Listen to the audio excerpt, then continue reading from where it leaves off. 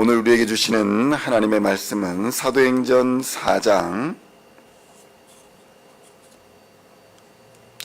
32절로 37절까지의 말씀입니다.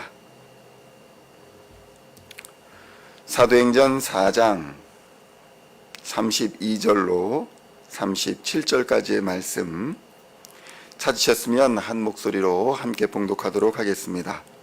믿는 무리가 한 마음과 한 뜻이 되어 모든 물건을 서로 통용하고 자기 재물을 조금이라도 자기 것이라 하는 이가 하나도 없더라.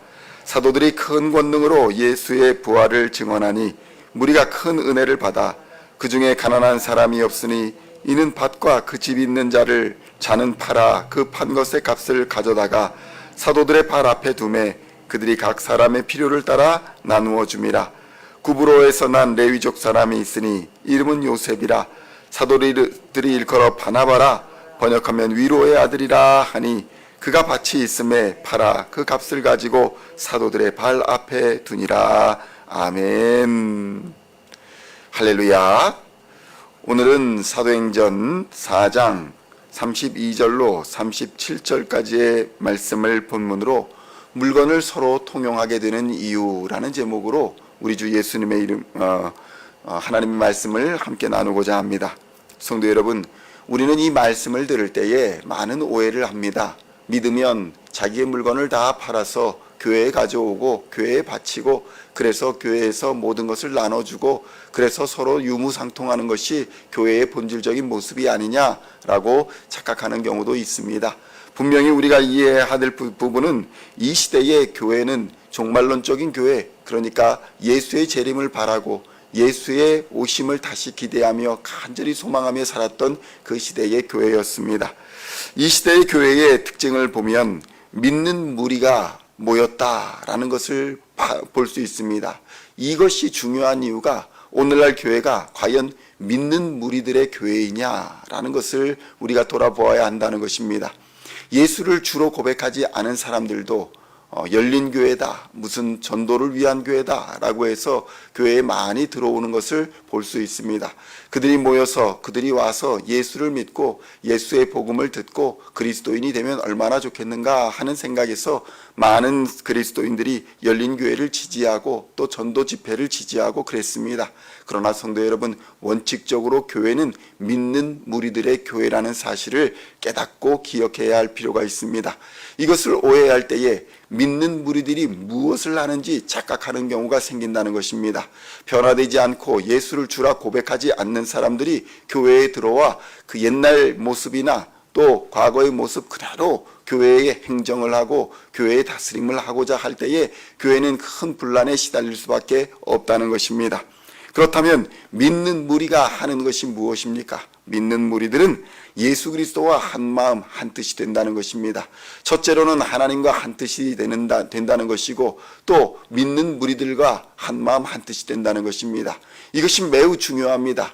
우리가 어떤 일을 할 때에 교회가 어떤 일을 작정하고 기도하고 나아갈 때에 먼저 하나님의 마음과 한 마음 한 뜻이 되어야 합니다. 그리고 믿는 무리들은 그 하나님과 한 영을 받았기 때문에 또 한 마음과 한 뜻이 되어야 한다는 것입니다.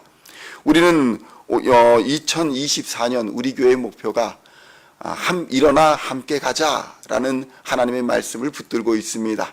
고난일지라도 두려움일지라도 박해일지라도 어려움의 순간일지라도 예수님이 내미시는 그 손을 거절하지 아니하고 함께 일어나서 같이 가겠다라는 것이 오늘 2024년 우리 교회의 목표인 것입니다. 그런데 이것이 오해가 되어서 또 아니면 다른 생각으로 받아들여서 우리가 예수님과 같이 할 필요가 있겠냐, 나는 비즈니스 하러 가겠다, 나는 무엇 하러 가겠다 라고 한다면 그것은 한 마음과 한 뜻을 이루지 못하기 때문에 교회의 힘을 약화시키고 교회를 분열과 다툼으로 이끌어가는 것입니다. 성도 여러분, 우리가 말씀으로 한 마음 한 뜻을 이루어 간다는 것은 곧 믿는 무리들이 한 마음 한 뜻이 된다는 의미입니다. 한 영을 받았으니 한 성령님의 영을 받았으니 우리는 말씀을 읽을 때, 메시지를 읽을 때 그 메시지와 더불어 한 마음과 한 뜻이 되어야 합니다. 그래야 그 다음에 문장이 이해가 되는 것입니다. 사도들이 큰 권능으로 주 예수의 부활을 증언하였다. 그래서 무리가 큰 은혜를 받았다라는 말씀이 드디어 우리에게 전해질 수 있는 것입니다. 아까 서두의 말씀을 꺼낸 것처럼 믿지 않는 자들이 열린 교회를 표방하는 교회들, 그런 교회들 또한 우리 교회에 그들이 들어올 수 있습니다. 그러나 그들이 교회에 정착하게 되는 것은 믿는 무리들이 한마음 한뜻이 되었는가를 보는 것이고, 하나님과 한마음 한뜻이 되었는가, 그것을 보는 것입니다.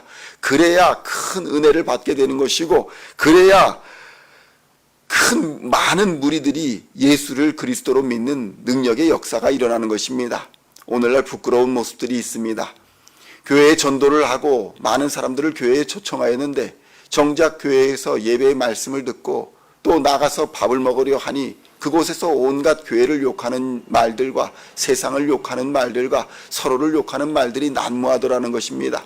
그것을 본 세상 사람들이 이 교회도 다른 세상과 똑같구나, 전혀 다른 것이 없구나, 사랑이 갈급해서 교회에 왔는데 교회에 사랑은 없고 다툼만 있구나 라는 생각을 하게 되는 것입니다. 왜 그런 일들이 벌어집니까? 우리가 하나님과 한마음 한뜻이 되지 않았기 때문이고, 한 성령으로 한마음 한뜻이 되지 않았기 때문인 것입니다.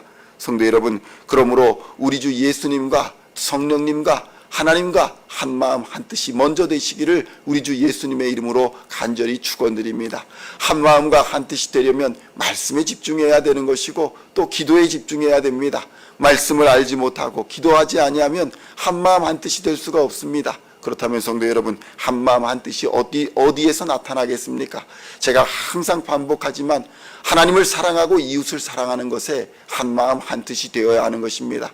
하나님의 모든 계명은 바로 이것 안에 있습니다. 하나님을 내 마음과 뜻과 힘과 정성을 다하여 사랑하는 것이 하나님의 뜻과 하나님의 마음이고, 이웃을 내 몸과 같이 사랑하는 것이 바로 하나님의 마음과 하나님의 뜻입니다. 그런데 하나님을 사랑하는 것이 어디에서 나타납니까? 신령과 진리로 예배드리는 예배 안에서 나타나는 것입니다. 주일을 거룩하게 구별하여 하나님께 온전히 드리는 예배에서 나타나는 것입니다. 우리의 마음과 정성을 다하여 지금 이 순간 드리는 예배에서 그 하나님 사랑이 나타나는 것입니다. 이웃 사랑이 어디에서 나타납니까? 이웃의 생명을 어디에서 구원해야 합니까? 참 사랑은 오직 그의 영혼을 사랑하여 그 영혼을 지옥과 죄악과 사망의 권세에서 건져내겠다라는 전도에서 드러나는 것입니다. 그래서 전도하지 아니하면 이웃사랑의 실천을 할 수가 없습니다. 이웃에게 돈 한 푼 쥐어주고 밥 한 끼 산다고 해서 그것이 이웃사랑의 실천이 아니라는 것입니다. 물론 봉사와 구제와 헌신은 우리에게 있어야 할 마땅한 자세입니다. 그러나 그것과 더불어 생명이신 예수, 구원이신 예수, 능력이신 예수, 부활이신 예수를 우리가 전하지 않는다면 이웃사랑은 모두가 헛것이 되어버리는 것입니다. 성도 여러분, 큰 권능은 바로 이렇게 한마음 한뜻이 될 때에 일어나는 줄로 믿습니다. 하나님의 큰 권능이 우리의 가정과 직장과 사역 그리고 우리 교회 위에 임재하실 때에 부흥과 성장은 당연하게 따라오는 것이고, 하나님의 능력으로 말미암아 이 땅의 빛과 소금의 사명을 감당하는 교회가 되는 것입니다. 많은 사람이 하나님을 예배하는 교회가 되는 것이고, 잃어버린 자를 찾아 구원하는 교회, 방주 같은 교회가 될 줄로 믿습니다. 그리하여 초대교회는 많은 일들이 일어났습니다. 그 중에 가난한 자가 없었습니다. 왜냐하면 많은 사람들이 십지일반 서로 도왔기 때문입니다. 그 중에 질병 있는 자들이 있었으나 위로를 받았습니다. 많은 자들이 그들을 위해 기도했기 때문이었습니다. 그 중에 연약한 자들도 있었고 부족한 자들도 있었습니다. 그러나 그들이 위로를 받았습니다. 많은 사람들이 하나님과 한마음 한뜻이 되어, 성도들 믿는 자들이 한마음과 한뜻이 되어 그들을 돌보고 위로하고 사랑해 주었기 때문입니다. 이제 우리 교회의 차례입니다. 오늘날 우리 교회가 이 사명을 감당해야 할 줄로 믿습니다.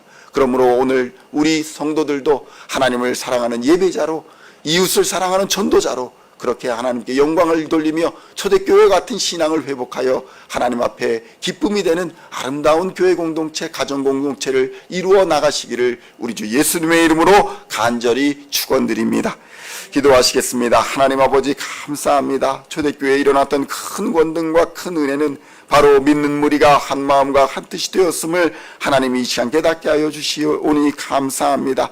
우리 주 예수 그리스도와 한 마음 한 뜻이 되게 하여 주시옵소서. 한 성령으로 부어주셨으니 이제는 한 마음과 한 뜻이 되어 하나님을 영화롭게 하는 교회가 되게 하여 주시고 가정이 되게 하여 주시옵소서. 그럴 때에 하나님의 큰 권능이 임하며 그럴 때에 믿는 무리가 큰 은혜를 받다 하나님 앞에 영광 돌리며 세상의 빛과 소금의 사명을 감당하게 될 줄로 믿습니다. 너희는 먼저 그의 나라와 그의 일을 구하라 하였사오니 하나님을 사랑하고 이웃을 사랑하는 일에 우리의 모든 힘과 정성을 다할 수 있도록 주님 역사하여 주시고 이 일에 부족함이 없도록 하늘의 문을 여시고 물질의 복과 영혼의 복과 모든 땅에 기름진 것으로 하나님 채워주시어서 이 사명 넉넉히 감당할 수 있도록 주님 역사하여 주시옵소서. 감사를 드리오며 우리를 구원하신 우리 주 예수 그리스도의 이름으로 간절히 기도하옵나이다. 아멘.